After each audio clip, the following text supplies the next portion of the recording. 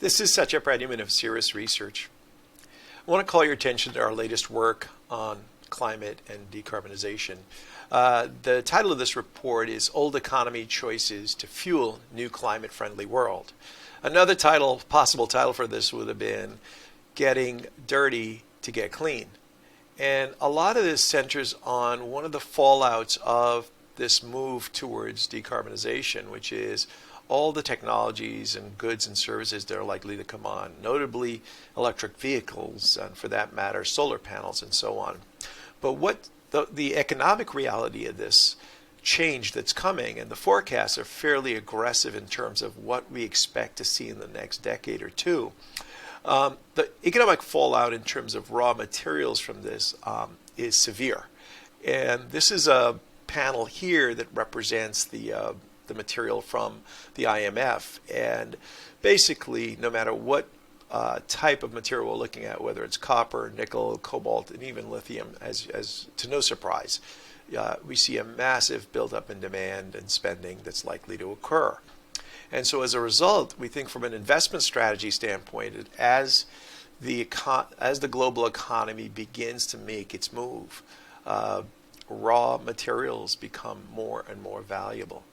And what we did in this report was to take a closer cut at clean energy metals. And what's interesting is to sort of observe how the market's pricing this. Now, you don't have the luxury of every single business being public, but there are enough companies that are public that play in these spaces. And what you'll notice is a massive bifurcation between clean energy materials, that's basically some of the mining companies, and then components, the thin blue line. That represents sort of like the amalgamation, the technology behind it, so they'll put out batteries. So that's a bunch of things put together in one.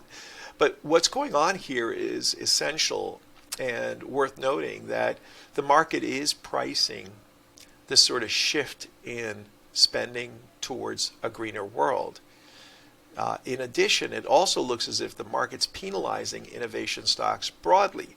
So whether you're in healthcare, technology, or climate, it looks as if the market is completely backed away from highest multiple innovation shares. So we think that this is something that's likely to continue given what we've seen. In other words, in fact, if you look at this next plot, this represents a scatter plot of some of the specific names that make up our climate energy basket versus the energy components. That's in purple.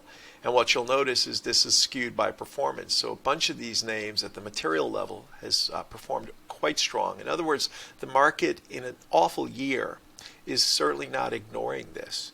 And at the same time, what you'll notice with the energy component names, they're down sharply, very much similar to the innovation stocks that we've all been trafficking in. So the takeaway in this is that we think this is a very important investable space, and we're likely to go through quite a bit of change here. But the bottom line is the demand for old economy materials will be very, very center to the adjustment and decarbonization.